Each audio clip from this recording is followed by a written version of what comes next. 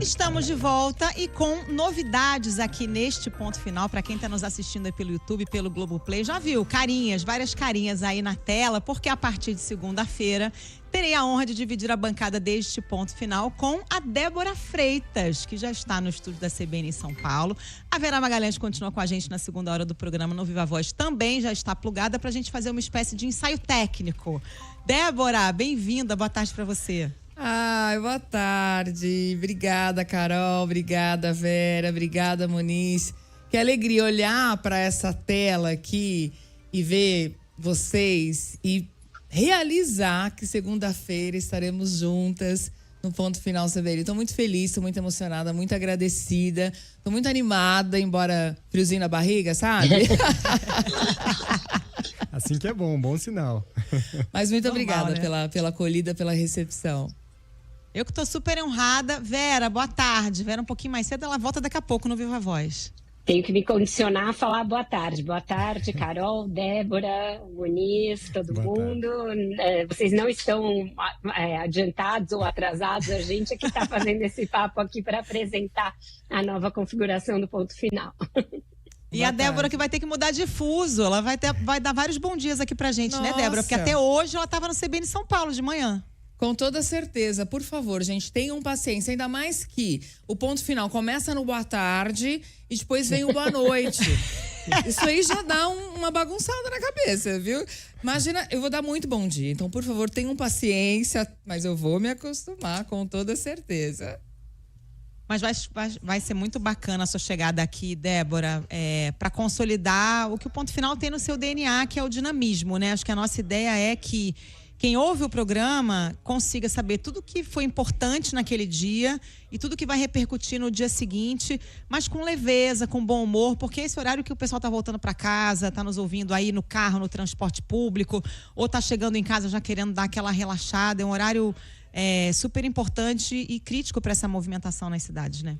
Exatamente. E é isso que eu espero fazer bem ao lado de vocês. É uma honra muito grande para mim também. Está no ponto final ao lado de Carolina Moran, de Vera Magalhães, também por onde já passou Guilherme Muniz, que vai continuar dando os seus pitaquinhos aqui. Você não some não, hein, Muniz? Por favor. A gente não deixa. Não some não. Ele é nosso. Vocês são grandes referências no jornalismo brasileiro e é uma honra também ocupar esse espaço, que é um dos espaços mais nobres do rádio brasileiro, e poder, junto com vocês, trazer informação de qualidade, de forma ágil, com as análises precisas da Vera Magalhães, e com essa leveza, com esse bom humor que a Carol citou. Isso é muito importante, sem perder, obviamente, a principal característica da CBN, que é a credibilidade, né? E poder fazer isso, trazer o jornalismo, a informação de qualidade, também com credibilidade. E vai ser um sucesso, gente. Olha, eu tô sem palavras, eu diria, de pensar nesse trio a partir de segunda-feira. E posso puxar aqui uma sardinha para o nosso lado?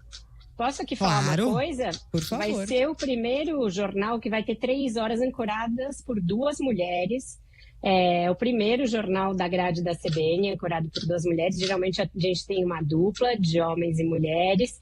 E os nossos queridos âncoras, homens, que me desculpem, mas isso é um ineditismo bem-vindo. É uma ousadia muito grande. Eu acho que vai trazer aí um olhar feminino para esse horário, que é o horário nobre, né? Que é todo mundo tá no corre, tá no trânsito, tá indo buscar filho na escola e quer saber o que aconteceu do dia, quer um resumo ali para ficar bem informado. E vocês duas vão dar esse charme, esse sentido de urgência que é tão feminino para esse noticiário. E aí eu me junto durante 1 hora para a gente fazer um trio aqui.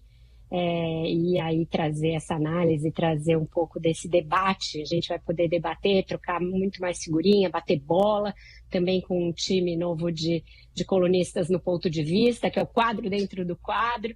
Vai ser tudo muito... de tédio ninguém vai morrer no trânsito, gente. Então, eu ia falar isso, que a gente vai, inclusive, a ideia é aprofundar ainda mais na análise. E o Viva Voz agora, com esse trio, a gente vai conseguir bater bastante bola e analisar Bom, de tédio na política a gente não morre mesmo, né? Mas tudo que acontece na política do Brasil, na economia, acho que não falta assunto, né, Débora e Vera? Roteirista do Brasil tá a posto, sem descansar, sem dormir 24 horas, né? Para nos ajudar, de certa forma, a trazer conteúdo aqui. E estaremos a postos justamente para levar esse conteúdo para o nosso ouvinte, para a nossa audiência, de uma forma acessível. E, Vera, é muito importante esse ponto que você trouxe, ser um jornal ancorado por mulheres, às 3 horas, e em um momento, né, por 1 hora, seremos 3 mulheres no ar. Isso é resultado de muitas lutas. E claro que a gente agradece também a CBN por ter levado isso em conta, por ter pensado nessa possibilidade de trazer isso para o ouvinte. Acho que a gente vai ter...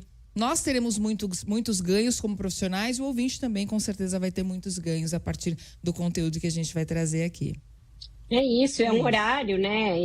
Vou falar aqui um pouquinho da nossa parcelinha ali do Viva Voz, que tem muito homem falando de política em todo o dial brasileiro. E aí a gente vai poder trazer esse nosso olhar. O reportariado da CBN também tem aí uma presença feminina muito forte em Brasília, em São Paulo. E eu acho que isso vai ser importante aqui para a gente diversificar mesmo um pouco, né? O olhar, trazer. A gente acho que vai poder agora, com a chegada da Débora enfim, com a permanência da Carol, que tem anos e anos de janela de rádio, trazer essa temperatura do que o ouvinte quer saber, do que ele tem dúvida. Eu acho que a política, muitas vezes, é um terreno muito ermo, em que a gente, às vezes, pode ficar preso no jargão, pode ficar preso naquilo que a gente acha que todo mundo sabe e nem todo mundo sabe. Então, vamos tentar trazer o ouvinte mais para a conversa. Vocês estão desde já convidados a trazer as suas dúvidas. Eu vou ficar agora mais solta comentando, então a Débora e a Carol vão me encher de perguntas, as perguntas de vocês, as perguntas delas, os questionamentos, esse olhar também de quem não está, às vezes, viciado na cobertura da política e que pode falar, olha, mas isso aqui não tem muito sentido, para a gente também fazer esse exercício de pensar como ouvinte, né? Eu acho que isso é bem importante. Gente, é isso, apresentação feita. Deixa eu só fazer aqui uma menção honrosa ao nosso Guilherme Muniz, porque ele está aqui dividindo a bancada comigo, né, nessa temporada aqui no Ponto Final. Vai continuar com a gente na reportagem, também no CBN Auto Esporte. Preciso te agradecer, Muniz. Eu ia fazer isso no final do programa, mas já faço agora, porque o Muniz, né, esse profissional super versátil, ele apresenta, ele é bom de reportagem, faz auto esporte, faz podcast, joga nas 11... E é dos profissionais, acho que mais gentis e parceiros que eu já tive a sorte de trabalhar. Então, assim, meu amigo, casa é sua, puxadinho tá aí, volte sempre, tá? Tô sem palavras até depois de tudo isso. Quero agradecer muito, Carol, a Débora e a Vera também. E dizer que, até fazendo aqui um pouco do papel do ouvinte, porque eu tô aqui ouvindo vocês, trazendo um pouco do que vai ser esse novo formato do Ponto Final e do Viva Voz a partir da semana que vem. E já deu pra ver que vai ser uma delícia de acompanhar. Eu vou estar ouvindo tudo. Tenho um carinho enorme pelo Ponto Final e uma admiração ouvindo gigante. Não, garoto, você vai estar falando. Não foge também. Não, só tá na reportagem ouvindo. Eu vou chegar lá. Achando que vai trabalhar menos, Carol. Olha só. Achando que vai trabalhar menos. Essa opção não existe, essa alternativa não está no Ainda mais mesa. ele, né? Que joga em todas as posições, nunca vai trabalhar menos. Mas é isso, só queria dizer que eu tenho uma admiração enorme por vocês 3, que são ótimas parceiras de bancada. Vou continuar sempre pertinho e aqui participando também do que vocês precisarem e torcendo muito por vocês, vai ser um sucesso. O Wender Stadius já tá berrando aqui. Break! Eu ia falar isso. Tá em caps lock aqui no meu... Tem o verdadeiro dono do Ponto Final, que ninguém ainda conhece, mas um dia vocês ainda vão conhecer. No meu WhatsApp tá em caps lock, assim, break com uns 10 As. Então, gente, aqui no de todos nós. Débora, já fique sabendo que o Wender Stalies é um ditador, você já vai se preparando, tá? Tô preparada, eu já conheço a peça, já conheço.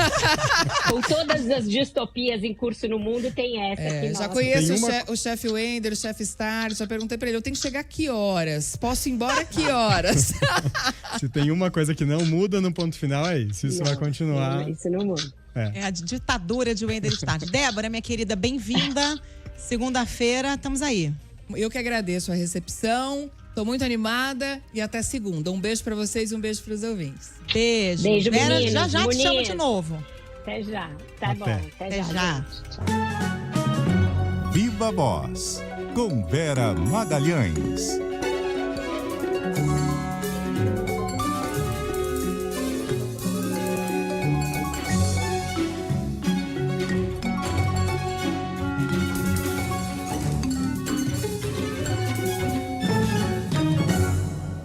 Já dei boa tarde para Vera Magalhães, agora eu vou dar boa noite. Boa noite, minha amiga.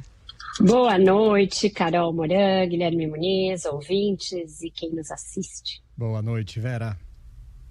Bom, vamos fazer o nosso balanço aí da semana, porque finalmente saiu a denúncia de Paulo Gonet e foi mesmo o assunto dessa semana, né, Vera? Foi uma denúncia que veio mais dura do que o esperado, até acima do tom do relatório da Polícia Federal?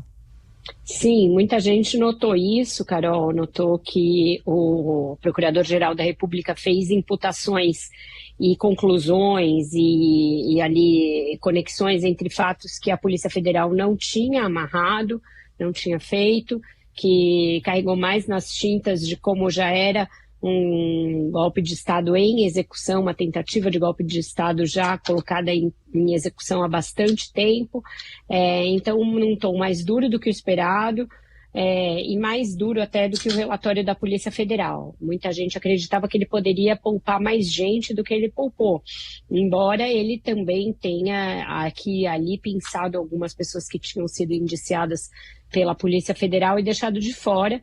E o mais notório desses foi o presidente do PL, Valdemar da Costa Neto, que ficou fora do rol dos denunciados. Eram 40 denunciados, ele denunciou 34, não é uma conta exata, porque não é que ele tenha deixado de indiciar 6 que a Polícia Federal tinha, denunciar 6 que a Polícia Federal tinha indiciado, porque ele também denunciou pessoas que a PF não tinha indiciado naquele inquérito especificamente. Então, ele fez um mix com o caso da BIM paralela, embora me expliquem que ele ainda vai fazer uma denúncia específica sobre a BIM paralela, mas ele também colocou esse caso para dentro e aí indiciou a única mulher do grupo, que é a ex-assessora, né? Ela era uma das subs do Anderson Torres, lá no Ministério da Justiça, a delegada Márcia. Então foi uma denúncia em que ele fez digamos assim, uma narrativa própria. Ele encontrou um encadeamento um pouco diferente daquele da Polícia Federal para explicar o que foi essa tentativa de golpe de Estado, o que foi isso que ele também classificou como uma destruição do patrimônio público, indiciar Jair Bolsonaro, outras 33 pessoas, nessas 272 páginas bastante duras. Ô Vera, e agora com a denúncia apresentada, a bola está com as defesas, né, dos acusados ali, dos denunciados, e as defesas deles já têm anunciado algumas iniciativas para tentar se contrapor à peça, rebater o que está ali escrito. Tem alguma chance dessas linhas de defesa que estão sendo anunciadas terem êxito?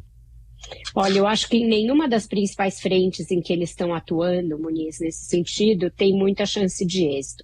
A primeira delas vai ser, e já começou a ser, tentar mais prazo para apresentar as próprias defesas, para dilatar um pouco aí a duração desse caso, evitar que logo esses denunciados sejam transformados em réus, que é o próximo passo, assim que a primeira turma do Supremo Tribunal Federal analisar a denúncia do Gonet. A primeira tentativa já caiu por terra quando o ministro Alexandre de Moraes recusou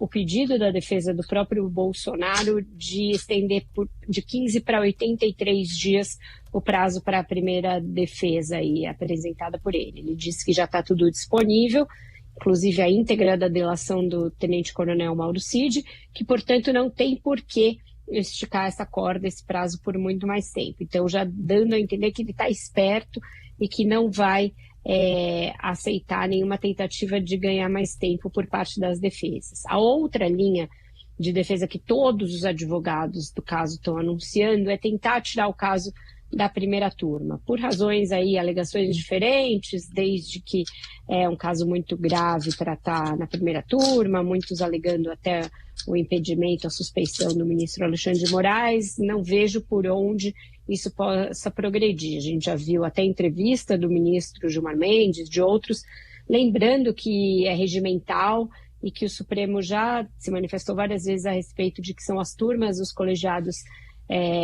ali escolhidos e corretos para julgar esse tipo de caso.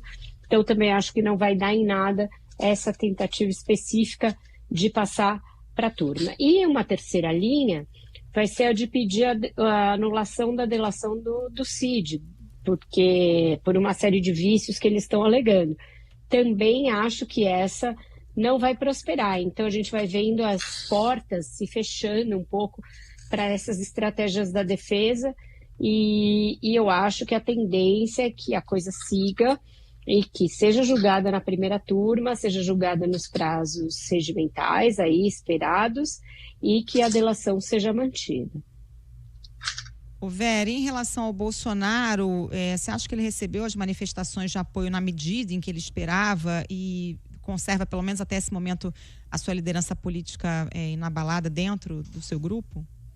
Eu acho que ele esperava mais, Carol. Acho que ele esperava uma manifestação mais efusiva, mais eloquente, mais indignada de apoio a ele por parte dos políticos, por parte das redes sociais, até mesmo das ruas. A gente já viu em outros momentos da história recente o Bolsonaro conseguir mobilizar grandes contingentes de gente para a Avenida Paulista, para a Praia de Copacabana, para a Esplanada dos Ministérios. Eu acho que esse é um momento que acabou.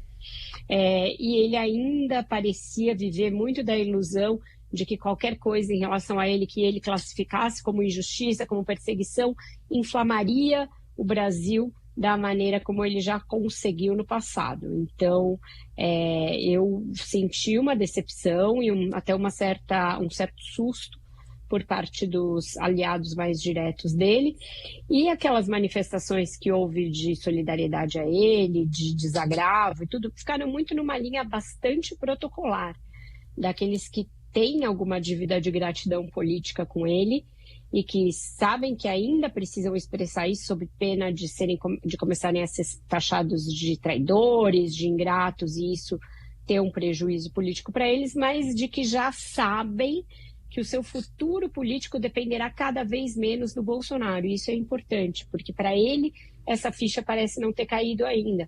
Ele parece ainda, pelo menos, querer fazer as pessoas acreditarem que ele vai dar a volta por cima, que ele vai conseguir reverter a sua inelegibilidade, que ele vai conseguir derrubar essa denúncia porque a denúncia é inepta. Então ele ironiza, ele trata como se não fosse grave. Você está achando que eu estou preocupado? Olha a minha cara de preocupado. Esse tipo de expediente até um pouco infantil, né? As crianças costumam reagir assim. Eu me lembro quando a minha irmã fazia alguma coisa que eu não gostava, eu falava, não estou nem ligando, não estou nem aí e tal.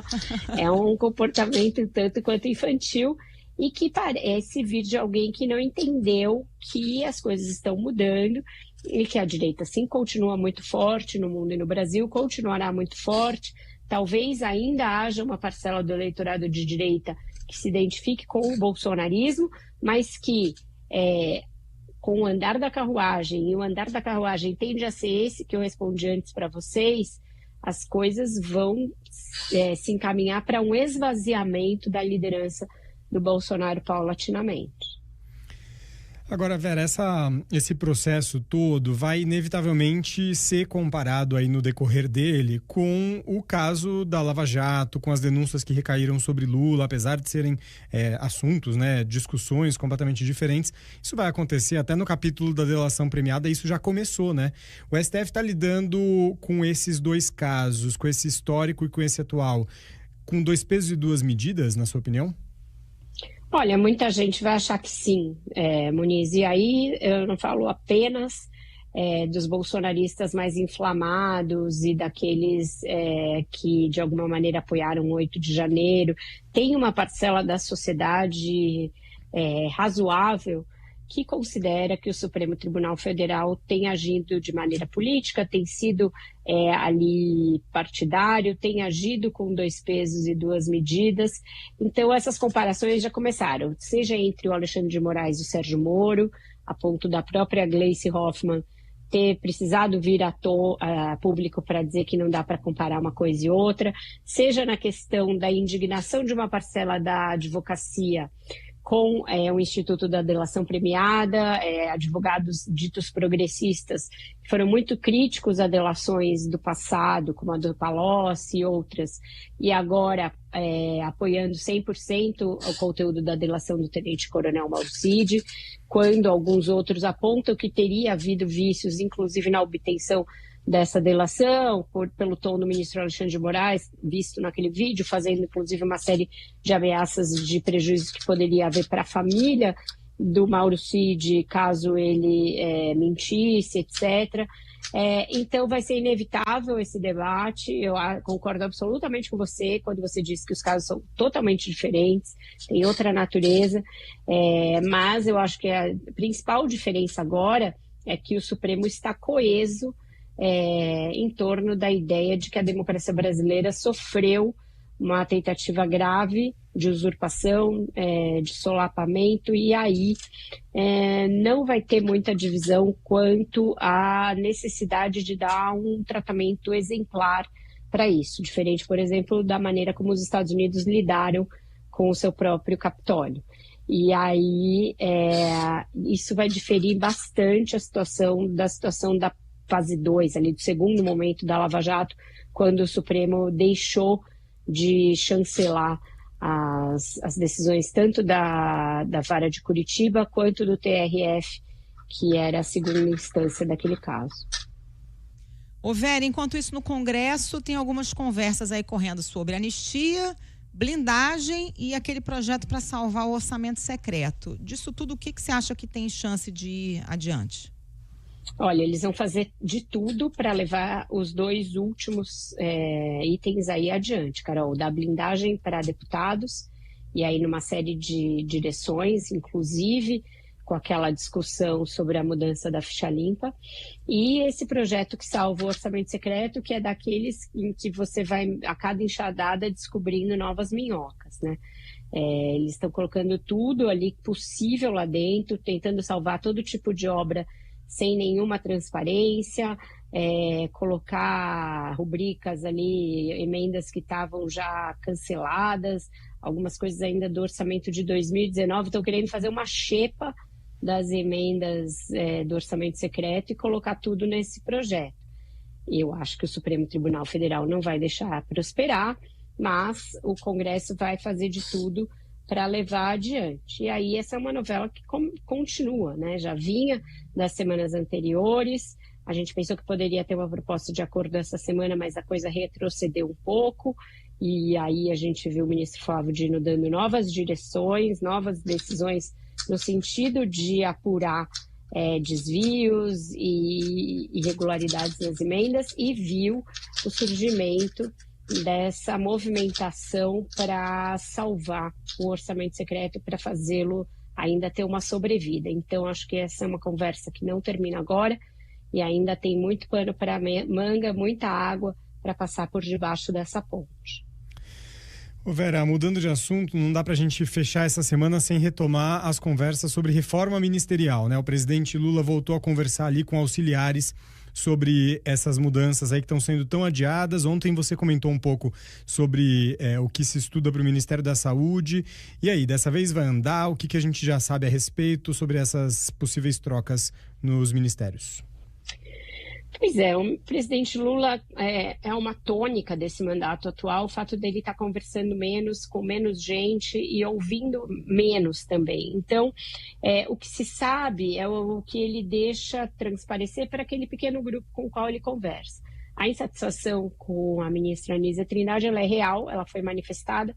A ministra disse em entrevista ao nosso colega Bernardo Melo Franco que não se sente fritada, que nunca recebeu nenhuma ali sinalização do presidente de que ela vai cair, mas isso é um tipo de declaração normal no momento como esse, mas ela recebeu uma admoestação na própria reunião ministerial para correr com o programa de mais especialidades, e antes ela já tinha tido uma conversa com o Sidônio Palmeira, antes dele ser ministro, no sentido de que era preciso ganhar agilidade com esse projeto, que o presidente tinha muita expectativa em relação a esse projeto, porque diferentemente do que a gente podia imaginar, o Pé de Meia, o Desenrola e outros projetos criados para ser marcas nesse governo não viraram as marcas que se esperava.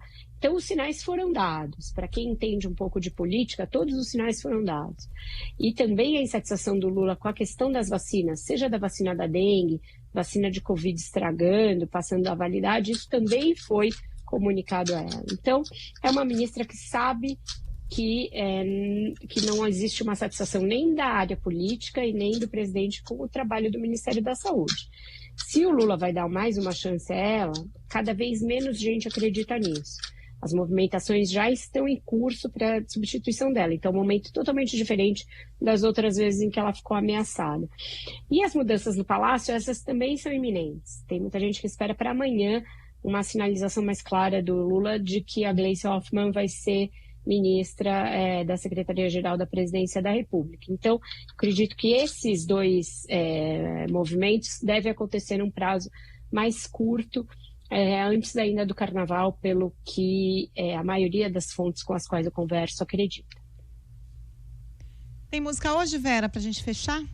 Tem, a música tem a ver com a nossa conversa de agora há pouco, tem a ver com a mudança toda do ponto final, a reestruturação do jornal, que vai também implicar uma mudança de dinâmica do Viva Voz a partir de segunda-feira. Então é uma musiquinha aí para nos despedir desse nosso trio, pelo menos em doses ali semanais, mas eu tenho certeza que essa configuração vai voltar muitas outras vezes aqui ao ar. É tudo novo de novo, mas é num sentido bom para todo mundo. Muniz no Giro, no Auto Esporte, no CBN Auto Esporte, com a gente aqui, lendo pesquisa, falando de política, falando de todos os assuntos. E Débora, Carol e eu, a partir de segunda-feira, tricotando aqui às 6h. É Paulinho Mosca. Nossa própria maneira de ser. Essa luz que acabou de nascer, quando aquela de trás apagou, e vamos terminar. É isso, vários ouvintes mandando mensagem, que tá vendo o chat no YouTube, dando boas-vindas pra Débora, mas a grande maioria se manifestando por Guilherme Muniz. A legião de fãs de Guilherme Muniz é uma coisa impressionante, Vera. Tem uma que escreveu que é mais fã do Muniz do que da Lady Gaga. A moral. Mas quem não? Eu, por exemplo, também. Eu também. O Muniz Tô é nesse um clube Little aí. Monster, mas eu sou mais fã do Muniz. Sou time Muniz. Muito bom. Tenho nem palavras, hein? Fico feliz. Muito bom, muito bom. Mas estarei por Esse aqui. menino faz tudo. Estarei por aqui. Ó, adivinha quem tá mandando a gente pro break? Porque a ouvinte também não é por outro motivo que ela tá falando, além da voz e tudo mais. Né? Nosso galã. Nosso galã. Ele vai ficar ruborizado, ele tá sem graça já. Já tô. Ó, tem jeito adivinha quem melhor tá de mandando a cessar. gente ir pro break agora no grupo aqui. Mas ele falou que tá educado, que ele não botou caps lock dessa vez não, tá? Mas enfim. Vamos para o break, então até segunda-feira. Um ótimo fim de semana para todos. Beijo, Vera. Beijo. Tchau, gente. Até segunda, tudo novo.